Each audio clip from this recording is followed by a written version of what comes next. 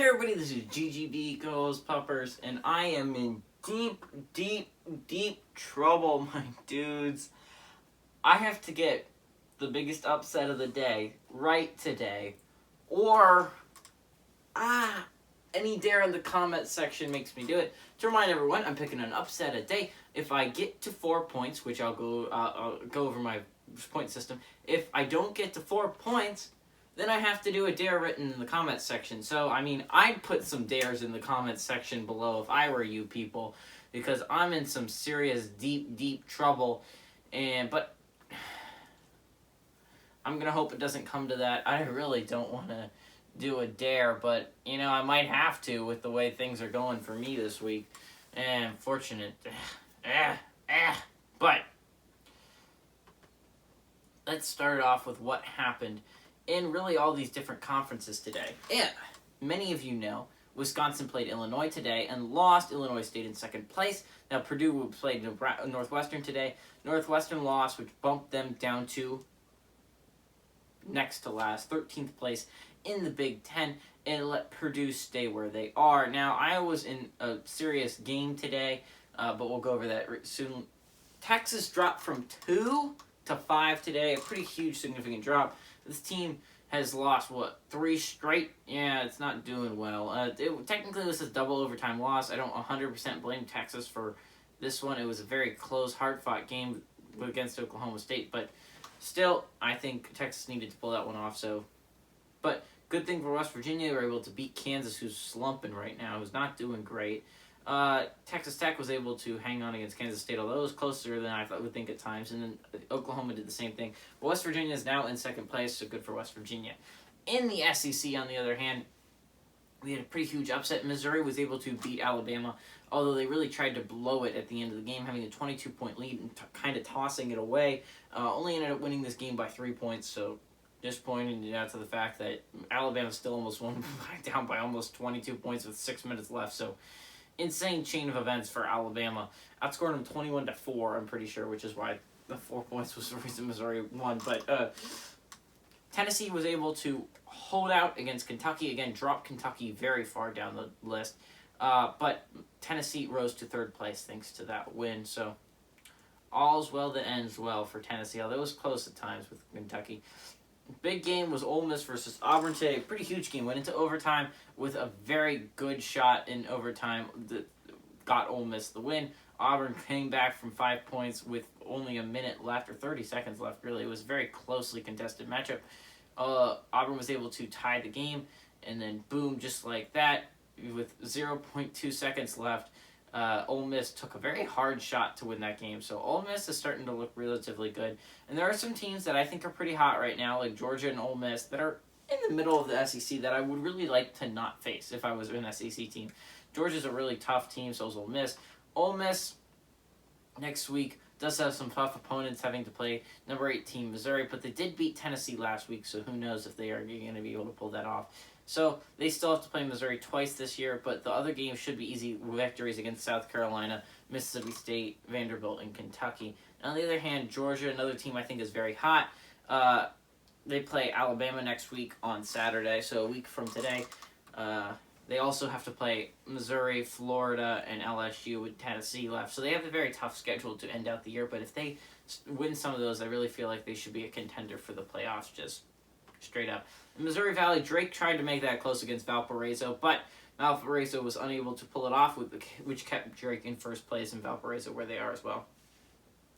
ACC, not much happened. Virginia was able to hold on again, and actually pretty much demolish Pitt. Virginia Tech barely held on against Miami in a controversial game. NC State was able to draw Boston College, making them move past Notre Dame. UNC beat Duke, keeps them where they at, but drops Duke. Pitt lost. I don't know really much. Georgia Tech rose significantly high to 6th place today, so that's the really big thing that happened today. The only big mover was Georgia Tech, really. In the American side of things, again, Houston was played and obviously destroyed Our Lady of the Lake, but Memphis was able to hang on against Eastern Carolina today, a team that beat Houston. So East Carolina is a team to watch out for. UCF was able to hold on against Tulsa. So those are the really two things. UCF was able to move up from last place to third to last place, although with a win, Tulane will be able to pass them tomorrow again. On the other hand, Tulsa dropped a little bit behind SMU now. SMU was ahead. No, wait, never mind. They weren't ahead of them. But Tulsa is now, I mean, if South Florida wins one game, they'll be able to pass Tulsa. So it's a pretty huge game for USF. Thanks to USF fans should be thanking UCF fans for knocking out Tulsa today.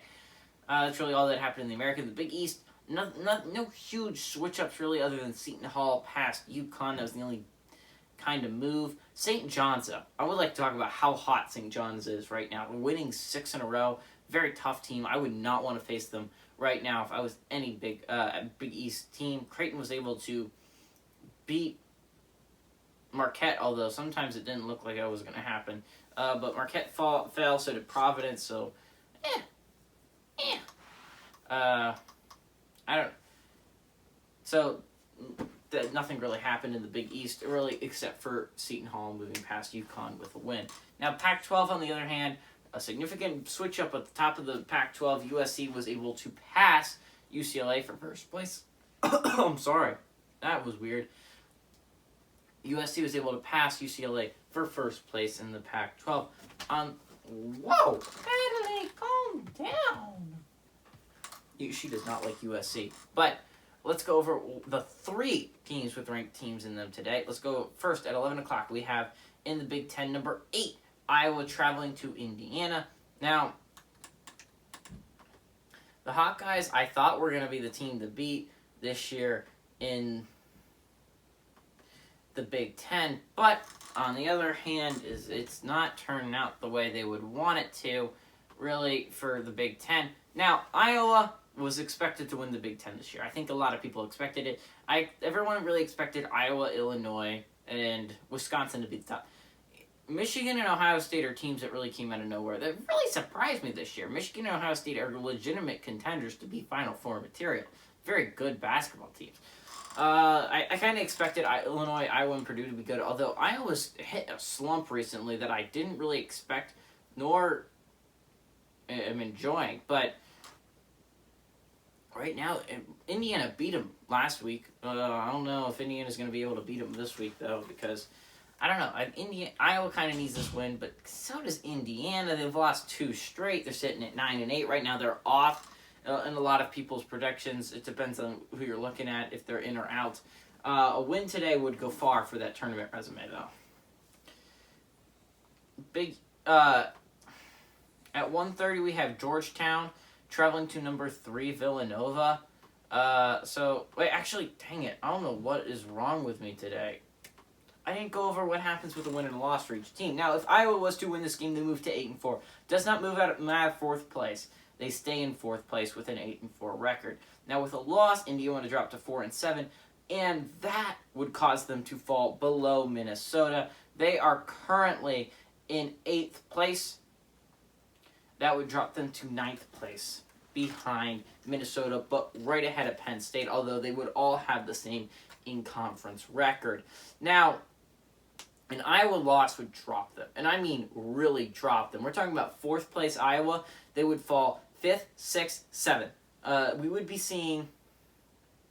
Actually, they wouldn't fall 7th. Rutgers would still be behind them, but they would fall behind Wisconsin and Purdue, who have 8-5 records, so 7-5 record is obviously worse. It's a little bit better than Rutgers' 7-6 record, which is why they wouldn't fall quite to 7th place, but they would be in 6th place. So, again, a pretty huge game for Iowa. You have a lot to lose with this game. Indiana, on the other hand, with a win, again, does not move them out of anywhere. It just keeps them in 8th place. But right now, that's really all you need to do. Indiana falling to 9th is not ideal, especially with Penn State right on their heels. So, Indiana, I'd watch out here. This is kind of a must-win game for both those teams. Now,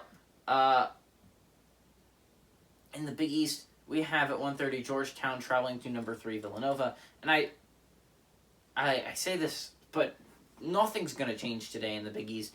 If Villanova wins or loses, they're still 1st place. If Georgetown wins or loses, they're still next to last place, which is 11th, I think, if I did my math correctly. If I counted, I don't know if I can count. I'm pretty dumb. Nope, it's 10th. It's 10th place. I can't count. I can't count. But again, the Hoyas aren't going to move with a win, but it would make them move a little bit closer to Butler with a win.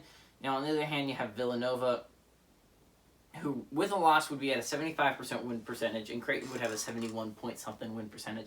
It would be huge for Creighton if Georgetown, the Hoyas, could pull off this upset. It would be so nice for Creighton to be literally inches behind Villanova, really on their heels. So that's what you really got to be thinking of. If you're a Creighton fan, obviously you can't pass Villanova today, but it would be huge for you to get a win. Again, for the Hoyas to get a win. And again, if you're Butler, I kind of think you're rooting against Georgetown here. I would like a little bit of wiggle room. Now, Butler has a 5-8 record, so again, they wouldn't be able to pass them with a win. Wait, actually, maybe. Nah, I don't think so. I think the Hoyas stay where they are with a win or a loss. Same with Villanova. So nothing really changes today, but it would be nice if the Hoyas could get a little bit closer to teams like Butler, Marquette, and Providence if you are a Hoyas fan. Now, Villanova fans obviously want their team to win and keep a pretty grip on first place. Creighton fans obviously would be like a loss from Villanova. Now, on the other hand, we have the Missouri Valley at 1 o'clock. We have a rematch of yesterday's game of number 25 Drake out Valparaiso. Now, Valparaiso almost beat them yesterday, which means that this might be a closer game than a lot of people expect. It's on ESPN+, by the way, if you want to watch it. The spread hasn't exactly come out, at least that I could find. Now, by the way, if you were wondering, the Georgetown-Villanova game spread was 13.5-point favorites for Villanova. Now, Drake, on the other hand, is 9-0, but a loss, again, I've been saying this every single time I've predicted a Drake game, a loss puts them at 9-1 and would actually drop them to second place in the conference. So Drake can't really afford to lose. Now, a win for Valparaiso, I'm sorry, that team name's so hard to pronounce. Valparaiso would put them at 4-6 and would actually move them past Bradley, so that would put them in 6th place. Right now, they sit at 7th place. With a loss, they fall to 3-7. Again, it's not going to move them anywhere, but they wouldn't be able to move. And again, it would only be a UNI win means that they would pass them, which you don't want if you're Valparaiso. Now, those are all the games that are on for Sunday. Now, I'm sure you're wondering, what is Eli going to do? Now, obviously, I'm hoping and praying there's an upset today. Because it's not one of those days where I can be like, oh, I get half a point. Yay, it's okay. Guys, it's all chill because I got half a point. Nah. I need 1.5 points. Thanks to the 1.5 point rule, I'm still in this thing. Technically speaking, I got to pick the biggest upset of the day. And I'm going to play it a little bit conservative and then hope that Georgetown and Valparaiso don't actually pull this off. Or, when the Valparaiso spreads gets tomorrow morning, that it's less than 3 points. I'm going to go with Indiana. Indiana's been in a slump recently, I understand that, but so is Iowa. So that's what I'm hoping with. I'm going to bet on that. I think the Hoosiers are a good basketball team. They play some really good basketball at times. They really should have... They lost in overtime to Illinois. So, it's not like their losses are technically bad. They've been playing some pretty good games. I hope they get a complete one today. I am so betting my money on it. Please, Hoosiers, please. Hey, everybody, this is GGB co-host Pupper saying, adios, amigos, and go Hoosiers.